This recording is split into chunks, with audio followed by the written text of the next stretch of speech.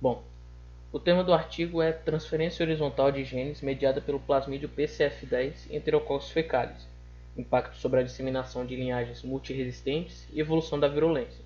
Os autores são Elias Ribeiro, que sou eu, Fabiana Brandão e Tanise Vendrúsculo Dalmolin, que foram as minhas orientadoras. Introdução.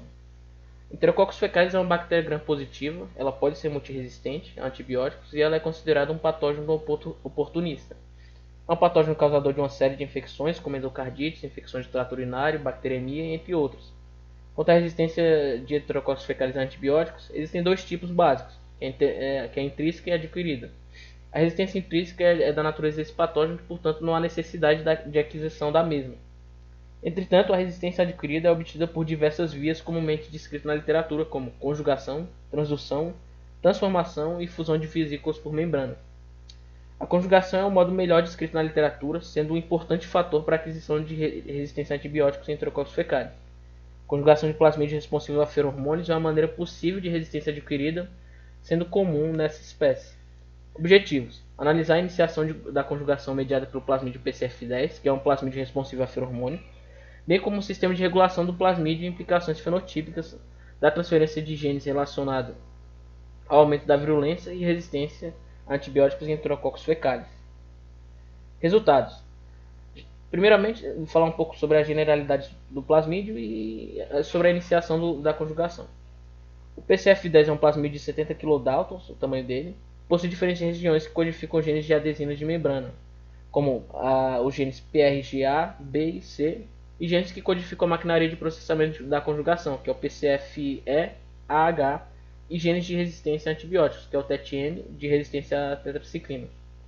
De uma maneira geral, sabe-se que Enterococcus fecalis expressa constitutivamente o feromônio CCF10, visto que o mesmo é codificado cromossomicamente sem a necessidade de aquisição via plasmídio.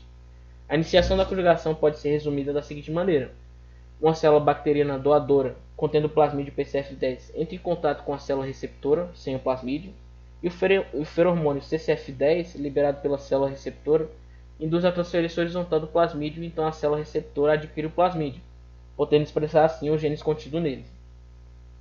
Resultados: sistema de prevenção à autoindução. Uma vez que Enterococcus fecalis libera constitutivamente CCF10, o plasmídio PCF10 possui regiões que codificam sistemas de prevenção à autoindução, que inibem a liberação do feromônio. A proteína PRGY e PRGQ são os principais constituintes desse sistema. A primeira impedindo que o feromônio adentre o núcleo celular, e a segunda neutralizando a quantidade residual do feromônio liberado mediante a expressão de CF10, que é o inibidor do feromônio, CCF10. Atualmente, salienta-se também a existência de mecanismos de inibição e liberação através de quórum sense, mediado por densidade populacional de bactérias receptoras, de modo que esse sistema pode ligar ou desligar de acordo com a proporção doador-receptor. A respeito das implicações fenotípicas, sabe-se atualmente que a transferência horizontal de genes de resistência mediada pelo plasmídio por plasmídios responsivos a feromônios é um sistema eficiente. Esse modo de transferência horizontal é responsável pelo fenótipo resistente a tetraciclinas, observado em Enterococcus fecalis, que adquire gene de resistência mediante o gene TET-M presente no plasmídio PCF10.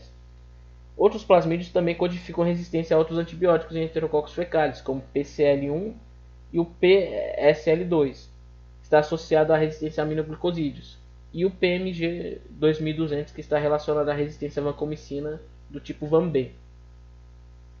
Conclusão: PCF10, bem como vários outros plasmídios responsivos a feromônios, são importantes fatores na disseminação de genes de resistência e virulência. Esse processo de transferência horizontal de genes de resistência e virulência está diretamente relacionado com a crescente taxa de sobrevida do patógeno no ambiente nosocomial, pois por meio da aquisição desses genes aumenta a capacidade adaptativa do patógeno.